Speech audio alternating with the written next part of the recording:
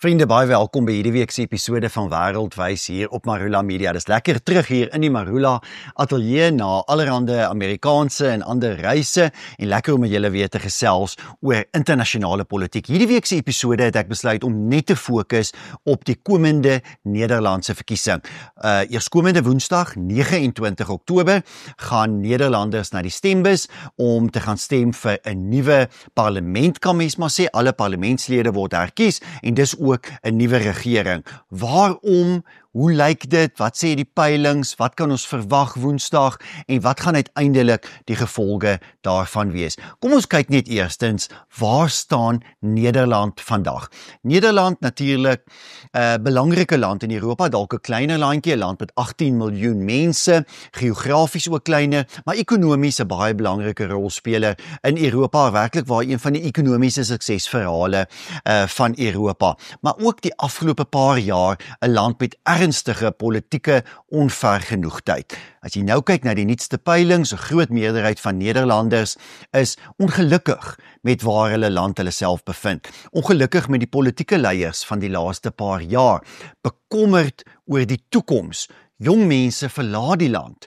Enkele jare nadat mense klaar studeer het, veral jong gesinne immigreer na plekke soos Australië, Kanada, die VSA, deesdae selfs Oos-Europa en Suid-Amerika.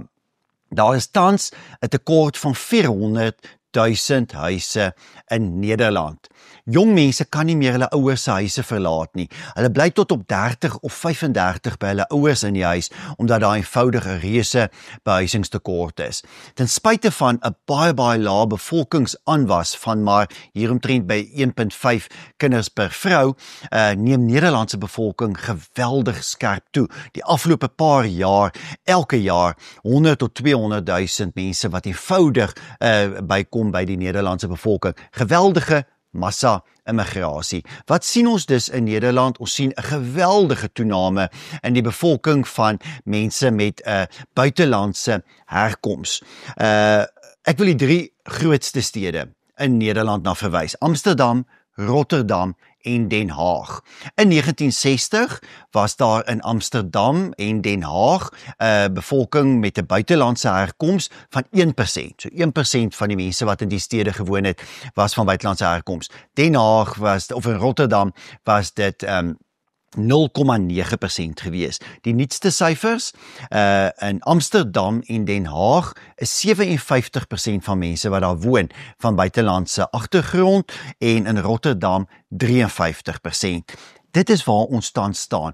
Nederland het 'n reuse, soos meeste ander westerse lande, 'n reuse instroming, reuse massa-immigrasie gehad. En dan dikwels van mense van lande en streke, die Midde-Ooste, Afrika, wat nie wil assimileer nie. Dikwels ook mense met 'n moslim agtergrond. Die eerste moskee in Nederland is in 1955 in Den Haag gebou. Voor dit was daar geen moskee in Nederland nie. Daar was weinig moslems in Nederland gewees.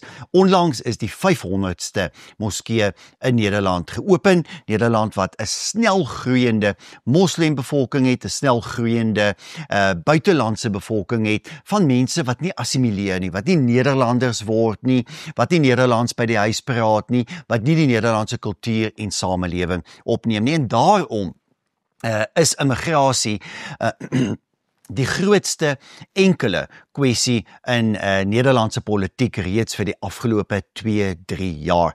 Immigrasie, die geweldige tekort aan behuising, ek het gesê daar die 400.000 te min huise wat beskikbaar is, geweldige stygings in lewenskoste, 'n kommer oor die toekoms van Nederland. Baie dieselfde as wat ons sien in Duitsland, België, Frankryk, soveel ander lande in die weste. En dit bring ons dan by die punt oor hoekom is daar dan volgende jaar 'n verkiesing? Want die volgende Nederlandse verkiesing was veronderstel om in 2028 eers plaas te vind. Daar's elke 4 jaar verkiesings in Nederland. Nou die Nederlandse parlement staan bekend as die Tweede Kamer.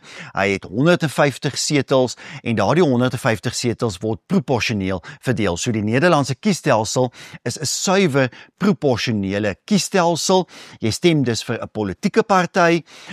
Dis 'n redelike lang stembrief. Ek sal nou op die skerm vir julle 'n foto plaas van die stembrief waarop Woensdag gestem sal word.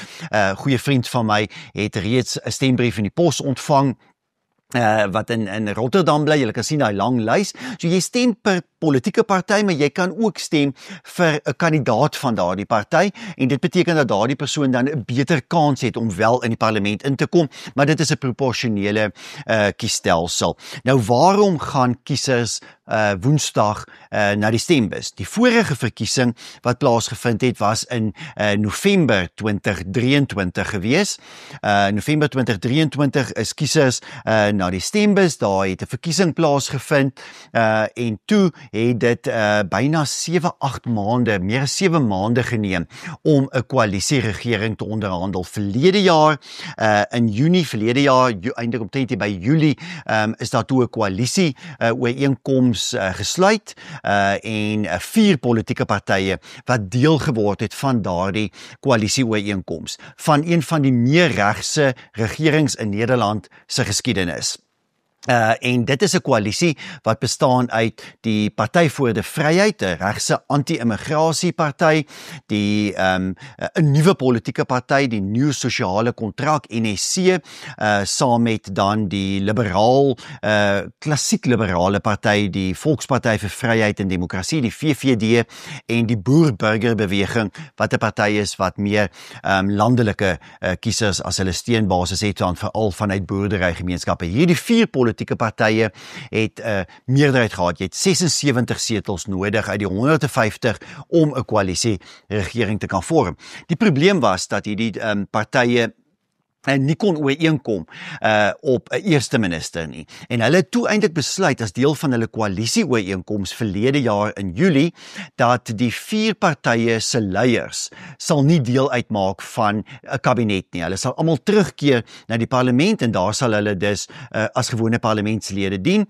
Die ministers wat aangewys is was dan wel ministers vanuit hierdie partye, maar hulle het besluit om 'n bureaukraat, iemand vanuit die vanuit 'n regeringsdepartement aan te wys as eerste minister. En die eerste minister is toe Dick Schoof. Nou baie mense weet nie eers tot vandag toe van Dick Schoof nie. Dick Schoof was op 'n stadium hoof van die intelligensiediens in Nederland vir baie jare in verskeie staatsdepartemente gedien, onder andere ook die justisie departement. Hulle het hom toe gekies. Hy word toe die eerste minister van Nederland en die mense kon baie vinnig verlede jaar agterkom dat Dick Schoof nie die ervaring het om as eerste minister te dien nie. Hy het ook hierdie baie moeilike koalisieregering gehad wat hy bymekaar moes hou, hierdie partye wat hy altyd bymekaar moes trek om seker te maak dat daar vordering gemaak word. Nou, op hierdie punt is dit belangrik om te sê dat die verkiesingsuitslag van November 2023 was baie duidelik. Dit was 'n reuse verskuiwing na regs. Die grootste party was die Party voor die Vryheid wat 37 setels gewen het, tussen 22 en 23% van die stemme op hulle vertrek het. So by verre gemaklik die grootste party in Nederland. En dit is 'n party wat eintlik 'n enkele kwessie gedryf het in daardie veldtog en dit was 'n anti-immigrasie veldtog. Met ander woorde, totale beëindiging van asiel, want dit is een van die groot probleme. Nederland ken elke jaar tussen 60 en 100.000 asielaansoeke goed. Met ander woorde, daar's 'n instroming van mense vandag nog, soos ons hier praat, wat na Nederland gaan en aansoek doen vir asiel. Dis mense uit Afghanistan, Irak, Sirië, Bangladesh, Pakistan, Ethiopië, Eritrea, Somalië, Sudan, ja, van reg oor vir al Afrika en die Midde-Ooste. So, reuse uitdaging, permanente uitdaging in 'n klein landjie soos Nederland, word daar elke week nuwe asielsentrums gebou. Hierdie mense word daar gehuisves. Hulle moet dan 'n aansoek doen om asiel. En dit was die grootste enkele kwessie in die 2023 verkiesing. So daar was 'n duidelike mandaat van kiesers aan 'n nuwe regering om die asielaansoeke dramaties te verminder, om immigrasie na Nederland te verminder, sodat dit ook die druk op behuising kan verlig, want daar's 'n reuse, soos ek gesê het, tekort aan behuising. So, die uitslag van November 2023 se verkiesing was dat 15 politieke partye tot die Nederlandse parlement, wat bekend staan as die Tweede Kamer der Staten-Generaal, verkies is. Daardie 15 politieke partye was die volgende, en ek wil bietjie hulle almal lys en hulle almal bespreek voordat ek uitkom by die huidige verkiesingsveldtog en wat dan ons verwagtinge kan wees vir Woensdag se verkiesing daar, wat die peilings sê en wat ons kan verwag dan van 'n nuwe koalisie wat na Woensdag se verkiesing gesluit moet word. Maar ja, net weer baie belangrik, as jy kyk na hierdie uitslag van November 2023 se verkiesing in Nederland, dan wys dit vir ons 'n tendens wat ons in baie Europese lande sien, en dit is twee dinge. 'n Versplintering van die politieke landskap. Ons het tot hier in die 1980s, 1990s in die meeste Europese lande eintlik maar 'n twee-partytjie-stelsel gesien. Daar was altyd meer partye, soos in Duitsland het jy altyd ander partye ook gehad, die Groen Party en die Liberale Party en andere, maar jy het veral twee hoofpolitieke partye gesien, wat gewoonlik 80% of meer van die stemme op hulle verenig het. En dit was gewoonlik 'n sentrumlinkse sosiaal-demokratiese party en 'n sentrumregse Christendemokratiese party. Nederland dieselfde, die PVDA, die Party voor de Arbeid, die sentrumregse party, en dan die wat die sentrumlinkse party was, en dan aan die sentrumregse kant die Christendemokratiese Appel. In Nederland het jy eintlik altyd so half drie partye gehad, met ook die klassiek liberale of liberaal-konservatiewe Volksparty. Dit het totaal verander. In Nederland, soos in talle ander Europese lande, het daardie hoofstroompartye wat altyd die politiek gedomineer het deur die 21ste eeu, het hulle steun gesamentlik gedaal tot onder 40%. En dit beteken ander politieke partye se invloed het dramaties toegeneem in Nederland, Duitsland, Frankryk, al hierdie lande.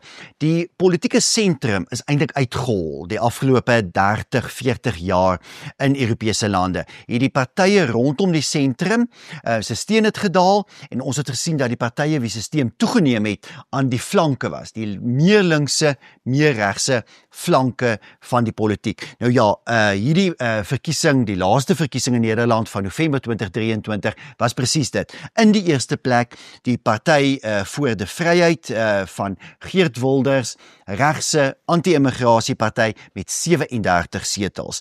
In die tweede plek op 25 setels, julle sien nou, dis al 'n groot verskil van 37 af na 25 toe, GroenLinks PVDA. Nou moet ek hier eers weer verduidelik wat het dan nou hier gebeur. Die PVDA, die Party voor de Arbeid, die party wat nog ek dink terug omtrent 15 jaar gelede daarin kon slaag om 40 van die 150 setels te wen in Nederland. Die PVDA het baie swak begin doen. Sy steun het al hoe meer afgeneem. Hy het begin om onlangs in verkiesings selfs minder as 10 setels in verkiesings te wen, en daar is toe besluit dat die PVDA moet saamsmelt met GroenLinks. Nou GroenLinks is 'n meer linkse soort van groen, meer radikale party, maar die twee partye het besluit om saam te smelt. En hulle het nou al aan twee verkiesings saam deelgeneem. Woensdag sal hulle dan weer saam deelneem en sal hulle op die stembrief aangedui word as GroenLinks PVDA. Met ander woorde, 'n samevoeging van die twee partye. Hulle het 25 setels gewen in die laaste verkiesing. Dan in die derde plek was die Volksparty vir Vryheid en Demokrasie, die klassiek liberale party, 'n party met verskillende elemente. Hy het konservatiewe elemente in die party, hy het 'n bietjie meer linkse elemente, maar dis redelik gebou rondom 'n soort van vrye mark, lae belasting ideale, en die steunbasis van die VVD was dan altyd ondernemers. Met ander woorde, meer mense wat in die privaat sektor staan in Nederland, dikwels dan ook hoër middelklas, hoër middelklas, ryker Nederlanders. 'n Party wat natuurlik oor die afgelope 2 dekades uitsonderlik goed gedoen het met hulle vorige leier, Mark Rutte. Hy is nou die sekretaris-generaal van NAVO, maar hy was natuurlik tot onlangs toe, tot en met einde 2023, die langsdienende Nederlandse eerste minister. Rutte wat 4 regerings gelei het. Na Rutte se vertrek uit die Nederlandse politiek en sy bedanking as Nederlandse eerste minister. In Nederland staan die eerste minister bekend as die minister-president. En na sy vertrek het sy adjunk Dilan Yeşilgöz, wat van Turkse afkoms is, het sy oorgeneem. Nou, interessant genoeg, Dilan Yeşilgöz is meer konservatief as Rutte. So sy het eintlik die afgelope 2 jaar die VVD meer regs, na 'n meer regse posisie geneem as haar voorganger. Haar verhaal is interessant, daar is nou nie vandag tyd dat ek vir julle alles oor Dilan Yeşilgöz kan vertel nie. Sy's van Turkse afkoms, sy's getroud met 'n Joodse man, baie interessante verhaal, maar die party wat bloei, die VVD wat steun verloor na Rutte se vertrek in November 2023, kon hulle net 24 setels wen. Steeds derde kom, steeds in 'n baie sterk posisie, maar hulle het 'n hele paar van hulle setels verloor. Hulle het die vorige verkiesing nog in die 30 setels gewen, en ek gaan nou vertel wat 'n slegte posisie hulle tans in die peilings verkeer. Dan in die 4de plek, 'n splinternuwe party, die Nuwe Sosiale Kontrak, NEC, 'n party wat rondom een persoon gedraai het, rondom 'n persoon wat uit die sentrumregse Christen-Demokratiese Appel gekom het, Pieter Omtzigt. Hy het eintlik 'n geskil ontwikkel met sy party, uitgetree uit die politiek en toe uiteindelik sy nuwe party geloods. Daar was 'n groot ophef daaromtrent in die Nederlandse politiek en NEC doen uitstekend vir 'n nuwe party, wen hulle 19 setels, eintlik aanvanklik 20 setels wen, hulle nou nog 19 setels daarvan oor, maar hulle doen baie goed in daardie verkiesing in November 2023. Interessant, en dis 'n verhaal wat ons nou al baie gesien het die afgelope paar jaar in die Nederlandse politiek, is dat jy kry hierdie nuwe politieke partye wat rondom 'n persoon gebou is.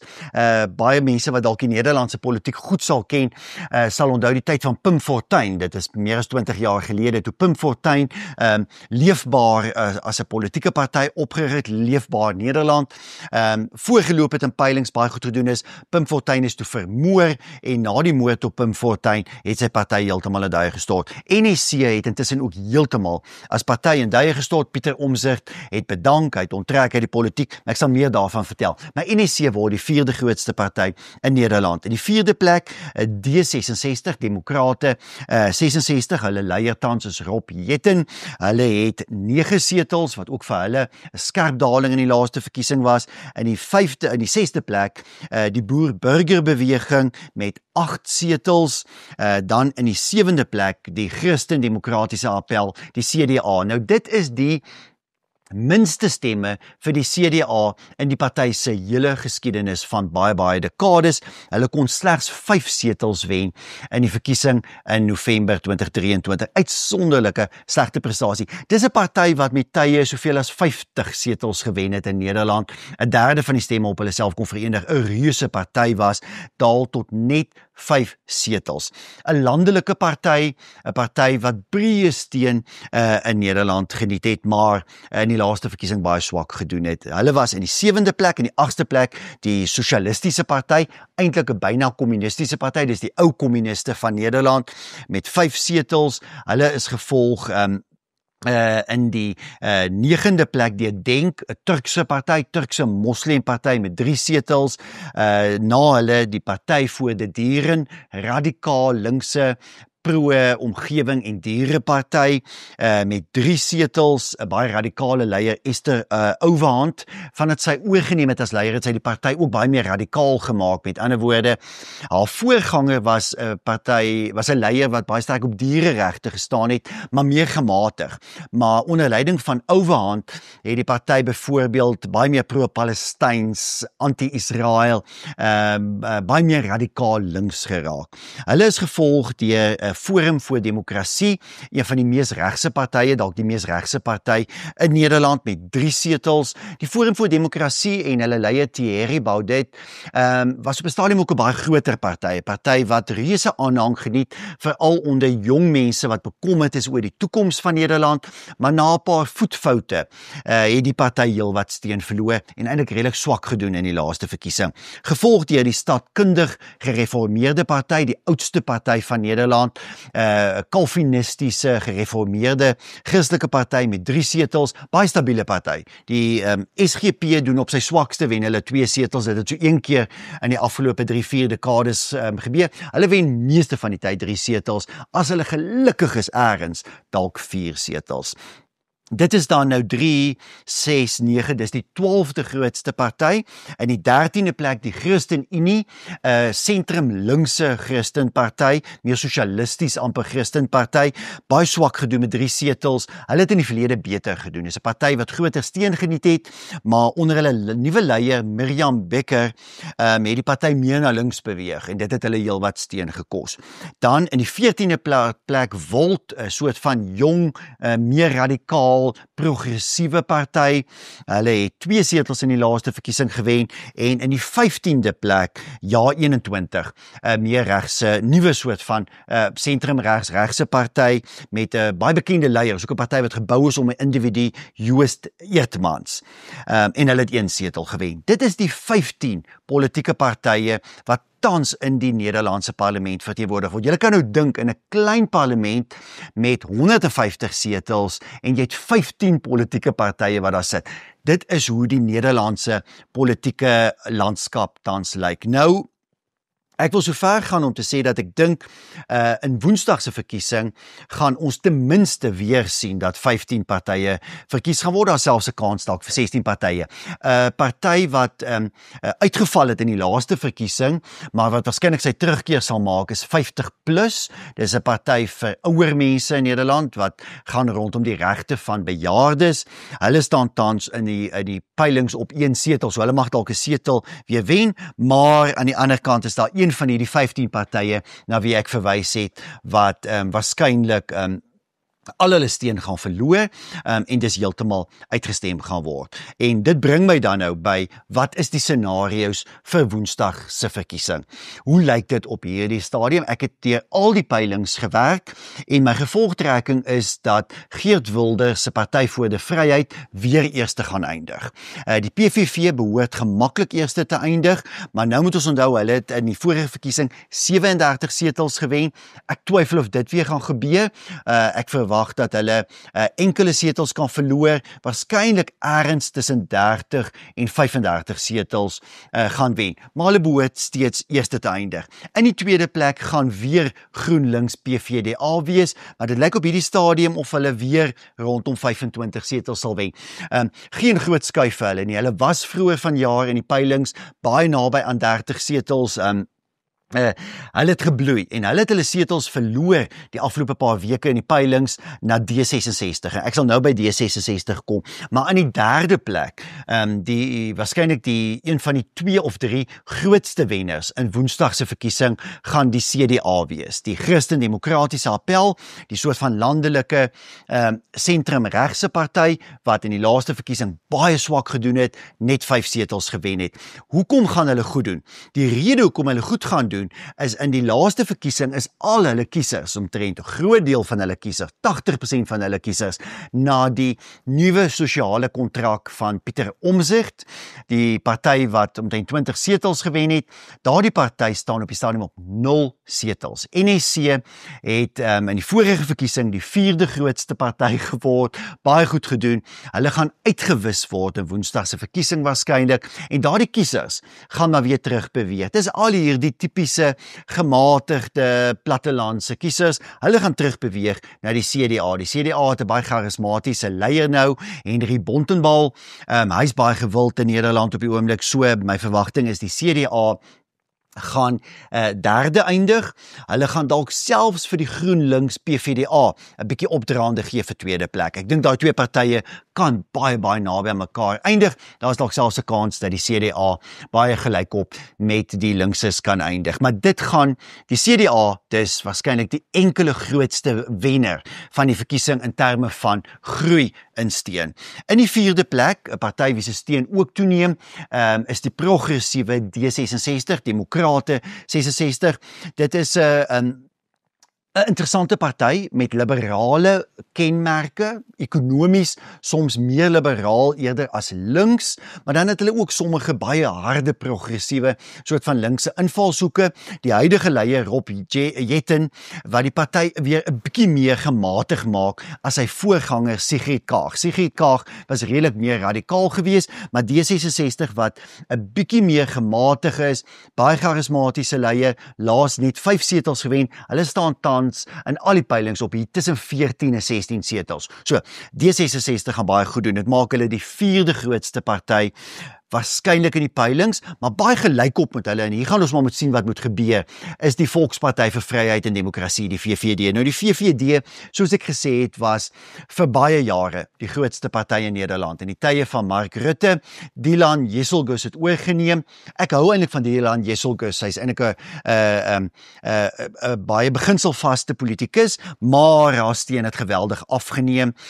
Baie setels verloor, baie steun verloor na die PVV, maar ook na ander partye soos die CDA, en dan sal ek ook nou kom by natuurlik Ja21. So, in die peilingstands 14, 15 setels, as hulle 'n goeie veldtog voer hier in die peilvak, in hierdie laaste dae na Woensdag toe, kan die VVD dalk 15 of 16 setels wen. Dit sal hulle swakste prestasie in baie jare wees. Ek het gaan terugkyk, ek dink, dit sal waarskynlik hulle swakste prestasie in tussen 30 en 40 jaar wees. Dit sal van hulle die 5de grootste party in Nederland maak. In die 6de plek, Ja21. 'n party gebou rondom 'n individu, Joost Eermans. Dis 'n party wat weggeskeur het by Forum vir Demokrasie, toe Forum nog heel wat groter was. Ja21, 'n regse party, bietjie meer populisties, spreek ook sterk tot hierdie kwessies soos immigrasie en al hierdie dinge, maar 'n bietjie meer gematig as die PVV, en daarom 'n party wat dus gaan groei. Hy tans 1 setel in die parlement, in die peiling staan hy op ergens tussen 10 en 14 setels. So 12, 13 setels, heeltemal moontlik. Dit maak saam met CDA Ja21 die grootste wenner van hierdie verkiesing. My vermoede is dat daar eintlik 3 redelike wenners in hierdie verkiesing gaan wees. CDA wat gaan van 5 tot amper 25, Ja21 wat sal gaan van 1 tot hier by 13, 14, en dan natuurlik D66 wat sal gaan van 5 na 15, dalk selfs 16 setels. Die res van die partye bly redelik stabiel. Die sosialistiese party, radikaal linkse party, hier rondom 4, 5 setels, Forum vir Demokrasie, 4, 5 setels, waarskynlik nie 'n groot verskil. Hulle gaan dalk enetjie wen of so van die vorige verkiesing af. Denk die Turks Moslem party, groei miskien met 1 setel. Hulle het in die laaste verkiesing, denk 3 setels gewen, ja 3, as hulle baie gelukkig is, dalk 4 setels, maar hier by 3, 4 rond. Party vir die Diere, die Diereparty, dieselfde storie. Hulle het laas het hulle 3 setels gewen, as ek reg onthou, ja, 3 setels gewen, 3, 4, as hulle baie gelukkig is, 5 setels, maar ek twyfel. Hulle steun gaan weer bietjie terug na D66 toe, maar ergens tussen 3 of 4 setels sal hulle eindig. Dieselfde vir die Staatkundige Gereformeerde Party met sy huidige 3 lede. Beste scenario 4 setels, anders bly hulle by 3, Volt by 3, Boer-Burger-beweging, ongelukkig een van die groot verloorders van hierdie verkiesing. En dis interessant, die huidige, of die koalisieregering wat vir jaar op 3 Junie tot 'n val gekom het, toe die eerste minister Dick Schoof basies die parlement ontbind het, daardie 4 politieke partye, met ander woorde die Party vir die Vryheid wat anti-immigrasie is, die NSC wat 'n sentrumparty is, die liberale Volksparty en die Boer-Burger-beweging, al 4 hierdie partye gaan swakker doen as in die vorige verkiesing. Hulle gaan met ander woorde deur die kiesers gestraf word vir die 11 maande lange regering wat van Julie verlede jaar af tot Junie vanjaar aan bewind was. Kiesers is nie gelukkig met daardie 11 maande lange regering nie. Hulle is nie gelukkig met Dick Schoof nie. Hulle is nie gelukkig met die uitvoering van die beleid en eintlik die mandaat wat aan partye gegee is in November 2023 nie. Met ander woorde, Boer-Burger-beweging wat gaan daal van hulle omtrent 8 setels na 2, 3, beste scenario 4. Dis eintlik baie jammer wat met hulle gaan gebeur. ChristenUnie, daardie linkse Christenparty, 2-3 setels, hulle is op 'n slegte plek op die oomblik. Dan gaan die 50+ party, die party vir ouer mense, moontlik terugkeer na die parlement met 1 setel. So dit skep vir ons weer eens 'n scenario van 15 politieke partye in die Nederlandse parlement. En nou kom ek by die vraag oor, nou wie gaan dan Nederland regeer na Woensdag se verkiesing? Dit is byna onmoontlik. As jy kyk na hierdie 15 partye en hulle steunvlakke, hoe vorm jy 'n koalisie regering? Kom ons kyk na wat is die 2 opsies. En nou moet ons altyd onthou waaroor kiesers ongelukkig is. Kiesers is ongelukkig oor massa-immigrasie en hulle is ongelukkig oor behuisingstekorte, die toekoms van Nederland, ekonomiese uitdagings. As jy gaan probeer om 'n regse koalisie regering saam te stel, dan kan jy PVV, Ja21 en Boer-Burger-beweging bymekaar voeg. Daai 3 partye gaan omtrent 50 setels wen. Dan kort jy nog 26 setels om 'n koalisie te vorm. CDA gaan dit amper vir jou kan doen, die sentrumregse Christendemokrate, maar hulle het reeds gesê hulle is glad nie bereid om met PVV saam te werk nie. Jy kan probeer om weer met die liberale VVD saam te werk. Hulle is bereid om met PVV saam te werk, maar hulle gaan miskien 15 of 16 setels wen. So 'n regse koalisie lyk op hierdie stadium byna onmoontlik. Al wen regse partye, gaan die regse partye 'n meerderheid van die setels wen. As ek bymekaar tel, gaan regse partye waarskynlik Woensdag hier by 80-90 setels wen, maar hulle gaan nie saamwerk natuurlik in 'n koalisie nie. Nou is 'n linkse koalisie moontlik. Dit is heeltemal moontlik. As PVDA en GroenLinks met hulle 25 setels saamwerk met D66, kom jy by 41 uit. As jy dan CDA, wat die Christendemokrate is, by hierdie 2 linkse partye tel, want CDA is bereid om met die linkse saam te werk, hulle het dit gesê, dan staan jy al op 64 setels. Nou ja, dan kort jy nog net 11 of 12 setels om 'n meerderheid te vorm. En dan kan jy die VVD vat, of jy kan 2 of 3 kleiner partye vat. ChristenUnie, Volt, die Diereparty, jy kan partye bymekaar snoer, dan het jy 'n linkse regering in Nederland, en spite daarvan dat regse partye 'n meerderheid van die setels gewen het, want jy kry 'n sentrumregse party so CDA wat waarskynlik eerder met die linkse partye in 'n koalisie gaan werk, omdat hulle sekere regse partye uitsluit in 'n koalisie. Dit is ook moontlik dat 'n mens 'n soort van sentristiese regering kry, met ander woorde partye wat almal redelik naby aan die middel staan, wat sê maar goed, kom ons almal sluit 'n koalisie regering, en dit is dan nou die CDA, die Party vir die Arbeid, die VVD, daardie 3 partye wat bymekaar kom en hulle sê, maar goed, kom ons kry dan 1 of 2 ander, 1 party van sentrumregs, 1 party van sentrumlinks saam, in omtrent 'n 5 of 6 party koalisie regering, wat dan bestaan uit almal sentrumlinkse en sentrumregse partye in 'n sentrum regering. So, dit is wat ek dink die opsies tans is vir 'n koalisie regering in Nederland na Woensdag se regering as 'n verkiesing. So, ter opsomming, wat dink ek gaan Woensdag gebeur? Die Party vir die Vryheid gaan weer eens wen, eerste kom, baie setels wen, want 'n groot hoeveelheid Nederlanders is ongelukkig oor massa-immigrasie, maar die PVV gaan nie daarin slaag om 'n koalisieregering saam te stel nie, omdat die ander partye nie met die VVD wil saamwerk in 'n koalisie nie, omdat die laaste regering waarvan die PVV deel was,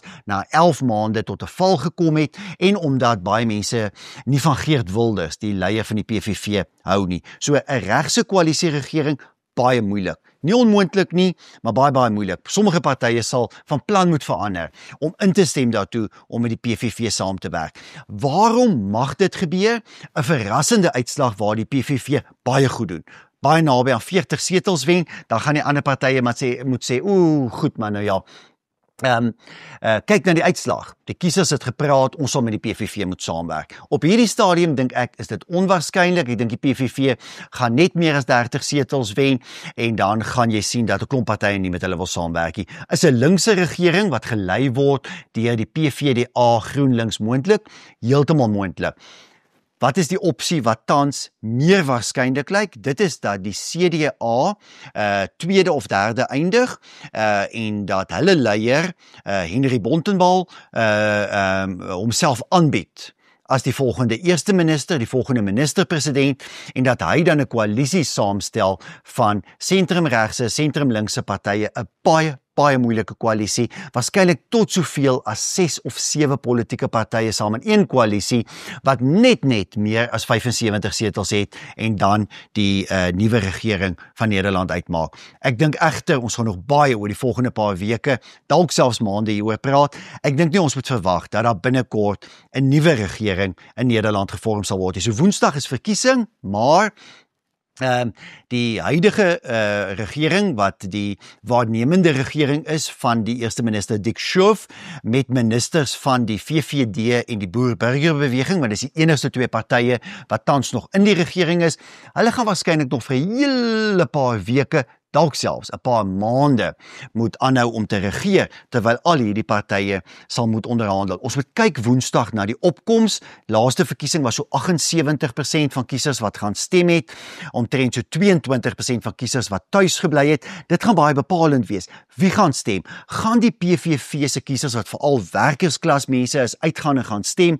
Gaan daar 'n hoë persentasie op die platteland wees? Dit gaan die CDA help. Gaan ons in stedelike gebiede opkoms sien vir linkse politieke partye? Rondom opkoms is dit baie bepalend uiteindelik watter partye in hierdie verkiesing goed gaan doen.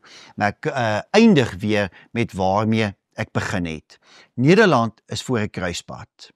Nederlanders sal Woensdag moet besluit hoe die toekoms van Nederland gaan lyk. Is die poorte van massa-immigrasie steeds oop? Gaan Nederland volgende jaar steeds 100,000 vlugtelinge en asielsoekers toelaat? Gaan massa-immigrasie die Nederlandse samelewing totaal en al verander? Amsterdam het gegaan in 60 jaar van 1% immigrantebevolking na 57%. Gaan die res van Nederland in die toekoms ook so lyk? Die keuse wat Nederlanders Woensdag gaan uitbring, gaan bepalend wees. Daar gaan nie nog 'n kans wees oor 4 jaar van nou nie. Die keuse wat Nederlanders in hierdie verkiesing sal maak, gaan waarskynlik vir die volgende dekades dan uitspeel. Die aard van die land wat Nederland is. Sal daar nog 'n Nederland wees in die toekoms, soos wat daar in Nederland in die verlede was? Dit is die vraagstuk van die toekoms. Interessant dat die Nederlandse kiesers dalk nie noodwendig begryp die gewigtigheid van hulle keuse in Woensdag se verkiesing nie. Nou ja, ek laat julle daarmee. Ons sal oor so 2 weke 'n bietjie die uitslag van die verkiesing bespreek, ook dan die verwikkelinge wat daar was na die verkiesing. In volgende week se episode van Wêreldwys gesels ons met Ilse Strauss uit Israel oor die onlangse vredesooreenkoms daar, alles wat daar gebeur het die afgelope tyd met die vrylating van die gijslaers, en so 'n bietjie waar staan Israel vandag, en dan die week daarna sal ons weer so 'n bietjie na al die internasionale politieke gebeure kyk, ook hierdie Nederlandse verkiesing, maar natuurlik ook gebeure in Amerika en soveel ander lande. Ek groet julle, tot volgende week, totsiens.